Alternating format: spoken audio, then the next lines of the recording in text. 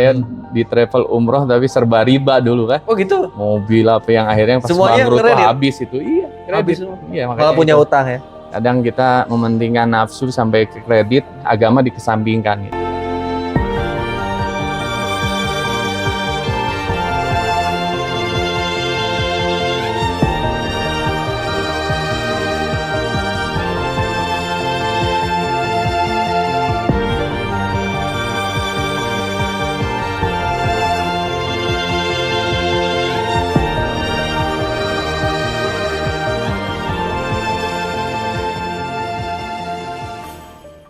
Nah, Pak Hasan, di PTBS ini berarti Pak Hasan dari tahun 2018 ya? 2018. Itu sebelum bergabung di PTBS, jalan bisnisnya di komunitas kita nih.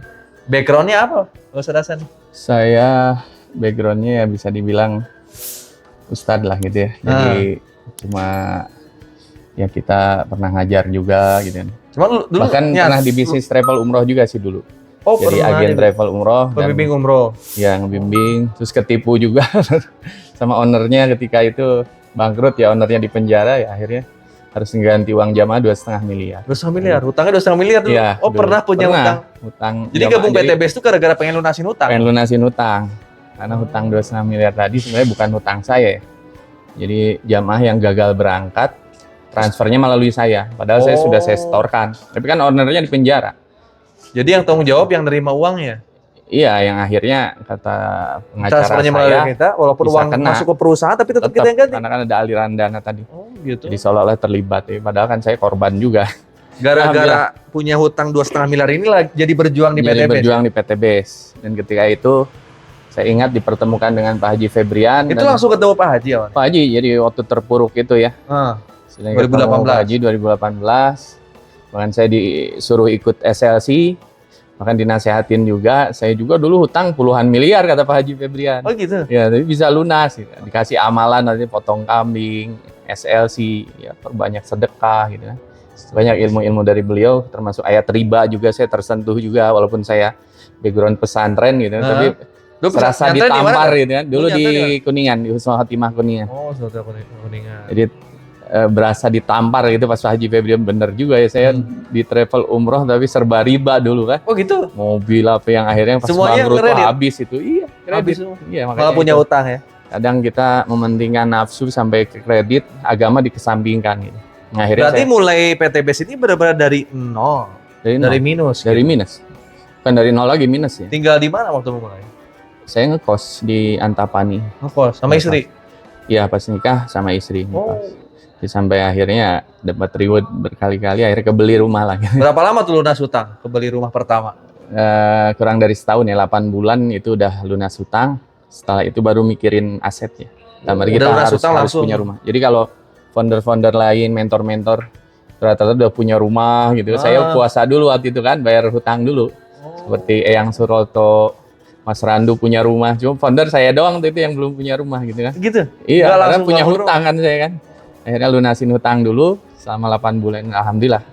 Pastilah 8 PTBS bulan, akhirnya 2,8 miliar dapat hutang. lagi, Lunas dapat ya, bonus. Ya, akhirnya Masya lunas Allah. 8 bulan dan dapat lagi. Yang akhirnya saya bisa kebeli rumah. Insya Allah nih, bikin inspirasi buat teman-teman. Jadi kadang kan orang-orang yang punya hutang tuh udah hopeless, udah gak punya harapan, udahlah selunasnya aja, gali lubang tutup lubang akhirnya. Ya. Jadi mereka tuh ketika punya masalah hutang yang dipikirin tuh hutangnya. Iya.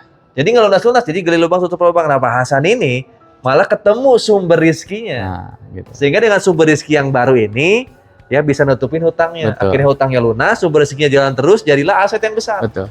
Nah, inilah sebenarnya solusi ya. Solusi. Jadi ya teman-teman ketika punya hutang, jangan terus mikirin hutang, nggak akan lunas-lunas. Betul. Gimana caranya dapat sumber rizki baru yang besar untuk menutupin hutangnya. Nah, ini Pak Hasan ini Ustaz Hasan ini luar biasa. Dan amalan lunas hutang kan banyak ya. Apa salah satu Di amalan Quran. yang Ustaz Hasan kerjain dari pertama daftar PTB sampai sekarang? Iya. Yang emang kayaknya ini nih yang Iya. bisa dari sini nih saya yang bisa mengembangkan ekonomi ini. Ya, selain sedekah potong kambing, amalan dari Pak Haji Febrian, Hah?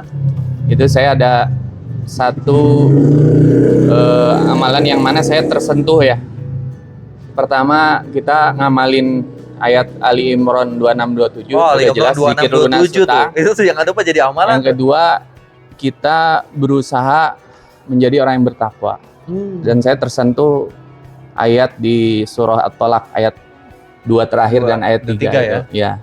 Ayat 2 terakhir, wa may yattaqillah yaj'al lahu makhraja. Barang siapa bertakwa kepada Allah, maka Allah akan bukakan jalan keluar baginya. Dari apa? Dari semua permasalahan. Iya betul. Wa yarzuqhu min haitsu la yahtasib. Lalu Allah berikan rezeki dari arah yang Tidak duga-duga ya. Wa may yatawakkal 'ala Allah fa huwa hasbuh. Barang siapa bertawakal, maka Allah cukupkan kebutuhannya. Jadi intinya 3 itu. Doa, ikhtiar, tawakal. Tawakal yang 3. terakhir. Tapi kan sebelum tawakal harus ikhtiar dulu. Iya, Makanya betul, jangan mikirin hutangnya, tapi solusi gimana caranya kita lunasin hutang. Karena itu ibadah, ngelunasin hutang itu sebenarnya ibadah. Karena ibadah ya? Rasulullah Wajib itu wajib. Rasulullah nggak mau nyolatin orang yang punya hutang. Sahabat yang punya hutang nggak mau tuh nyolatin. Makanya itu sampai akhirat. Ya, pertanggungjawabannya. Ditagih di akhirat. Makanya harus lunasin kan gitu. Namanya itu hutang. Janji ya. Janji itu sama dengan hutang. Dari itu kalau mau sukses ya kita berusaha sebisa mungkin jadi orang yang bertakwa. Yang bertakwa ya, sehingga teman-teman hidupnya itu bebas hutang kalau Bebas bisa. Sebelum meninggal udah harus nggak punya hutang. Ya. Bahaya soalnya. Makanya di PTBS kuncinya SLC. SLC ya. Ya, selama sebulan sekali, 3 hari itikaf kita digembleng agama, di situ kita jadi remnya lah. Namanya pengusaha godaannya kan nggak jauh ya. Harta ya, tahta wanita gitu kan. Punya uang akhirnya larinya maksiat. Tapi ketika ikut SLC itu jadi rem kita. Ya, jadi benteng kita diingatkan kita. untuk bekal akhirat. Gimana caranya betul. untuk menyantuni anak yatim, memperbanyak sedekah, ibadah itulah. Mudah-mudahan bisa sukses semuanya. Gitu. Ikuti teman-teman yang udah sukses. Alhamdulillah. Gitu. Diakhiri dengan azan maghrib ya. Insya Allah nanti kita silaturahmi lagi sama Ustaz Hasan. Kalau kita udah beres, lagi karena ini belum beres ilmunya ya. Nanti kita udah beres datang lagi ke sini pokoknya. Siap. Nanti kita lihat hasilnya kayak gimana nih rancangan Ustaz Hasan nih. Ya. Bagus nggak, keren nggak?